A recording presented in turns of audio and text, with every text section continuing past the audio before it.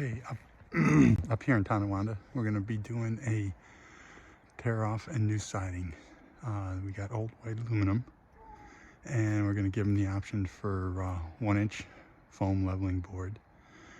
So he wants to go with white Dutch lap siding,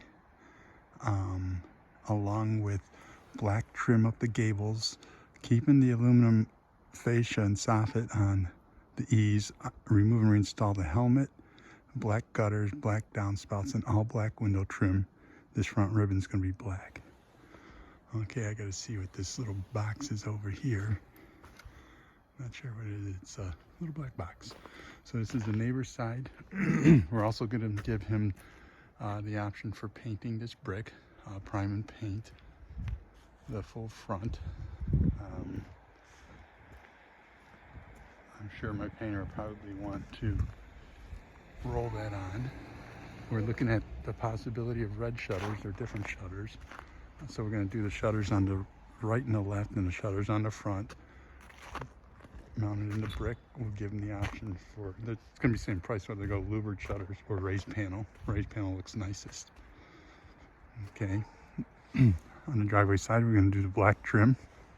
We're also going to do a reverse gable, get rid of this awning, put a reverse gable build out, and build a wall here with a window looking out the driveway and stabilize it so that way we don't have to worry about ice coming down on his steps here. And do us a nice little decorative peak edge here. Okay, we've got a water spigot here. He's got a heater vent there. I got to see what that's about, because sometimes we have to flank that with a white aluminum because of the heat. Remove and reinstall the lighting with light blocks. Doorbell, remove and reinstall, trim the door. When we tear this off, we're going to see if we can build this section out to get rid of this corner post from there down. We can build the lower section out, because we're going to end up trimming this, and if we do, we'll flash it onto the lower and make this an even wall when it's all said and done. I believe we can. We'll make that determination when we get it torn off. Light block going here, window trim, black gutters, black trim. On this window here above the hot tub, which we're gonna have, well, once we set up our pump jacks, it won't be bad. We're gonna go ahead and fur that out with 1x3 or 1x4 and trim it in black to match the width of the rest of the windows. We've got a bathroom exhaust vent there and a dryer vent behind the, hot tub. They've got a reverse plug going in there. Remove and reinstall the electrical wires. Make sure that insulator is in tight. And that would work. On the garage, we're going to tear off the siding here. We only need the 3/8 inch foam here.